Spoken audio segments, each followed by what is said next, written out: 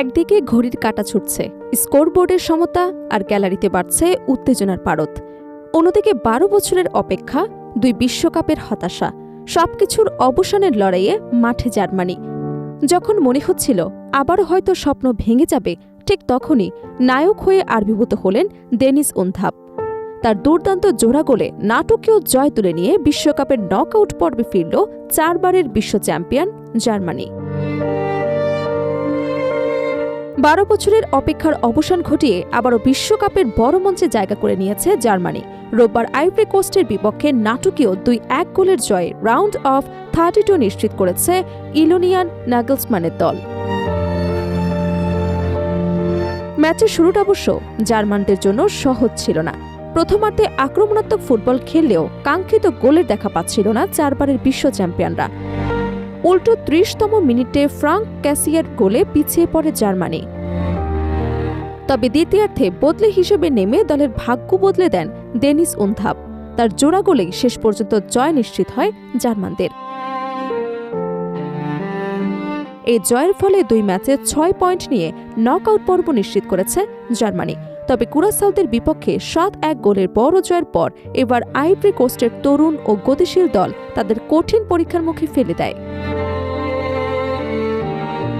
বিশ্বকাপের ইতিহাসে জার্মানি সবসময় অন্যতম সফল দল।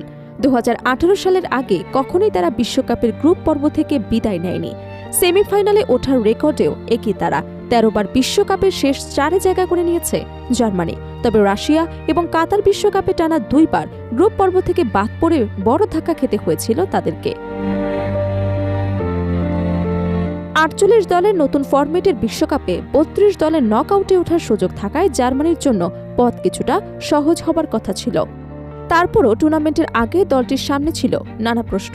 নির্ভরযোগ্য স্ট্রাইকারের অভাব, জামাল মুসিয়ালা এবং ফ্লোরিয়ান ভির্টলের অনিয়মিত ফর্ম এবং গুরুত্বপূর্ণ খেলোয়াড়দের চোট এবং গোলরক্ষক সংকটে অভিজ্ঞ ম্যানুয়েল নয়ারকে আবার দলে ফেরানো, সব মিলিয়ে চাপ ছিল অনেক। ম্যাচের শুরু থেকেই আধিপত্য বিস্তার করে খেলতে থাকে জার্মানি। মাত্র 15 সেকেন্ডের মধ্যেই কাই হারভার্টস গোলের সুযোগ তৈরি করেন।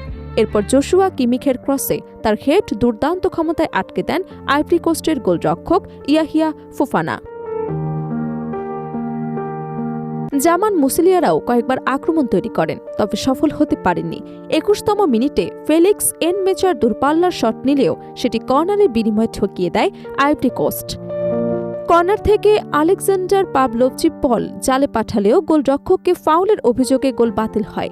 এরপরেই ম্যাচের চিত্র বদলে দেয় আইভরিয়ানরা।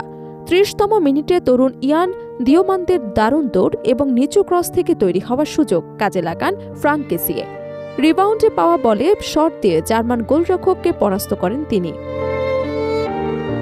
গোল হজমের পর কিছুটা চাপে পড়ে জার্মানি। প্রথমার্ধের শেষ দিকে হারভার্টজের একটি গোলও বাতিল হয় মুসিয়ালা ফাউলের কারণে। ফলে 1-0 গোলে পিছিয়ে থেকে বিরতিতে যায় জার্মানরা। দ্বিতীয়ার্ধে ম্যাচে পরিবর্তন আনেন নাগলসম্যান। একসঙ্গে 3টি বদলি করে আক্রমণে গতি বাড়ানোর চেষ্টা করেন তিনি। সেই সিদ্ধান্তই শেষ পর্যন্ত ম্যাচের মোড় ঘুরিয়ে দেয়। 68তম মিনিটে নাদিয়াম আমিরের পাস থেকে বক্সের ভেতর দুর্দান্ত ভলিতে সমতা ফেরান বদলি ফরওয়ার্ড ডেনিস উনথাপ। এরপর জার্মানির আক্রমণের ধার আরও বেড়ে যায়। শেষ দিকে আইভরি কোস্টও পাল্টা আক্রমণে ভয় তৈরি করেছিল, কিন্তু যখন মনে হচ্ছিল ম্যাচ ড্রয়ের দিকে যাচ্ছে, তখনই যোগ করা সময়ের 4র্থ মিনিটে আবারও জ্বলে ওঠেন উনথাপ। বক্সের ভেতর থেকে তার শক্তিশালী শট জালে চড়ান। উনথাপের দ্বিতীয় গোলে 2-1 ব্যবধানে জয় নিশ্চিত করে জার্মানি। 2014 সালে বিশ্বকাপ জয়ের পর প্রথমবারের মতো কোনো বিশ্বকাপ নকআউট পর্বে উঠল তারা। একসময় টুর্নামেন্ট স্পেশালিস্ট হিসেবে পরিচিত জার্মানি অবশেষে আবারও ফিরে এসেছে বিশ্বকাপের মূল লড়াইয়ে। তবে সামনে অপেক্ষা করছে আরও বড় পরীক্ষা, কারণ এবার শুধু ফিরে আসা নয়, নিজেদের হারানো শ্রেষ্ঠত্ব ফিরে পাওয়ার লড়াই জার্মানির।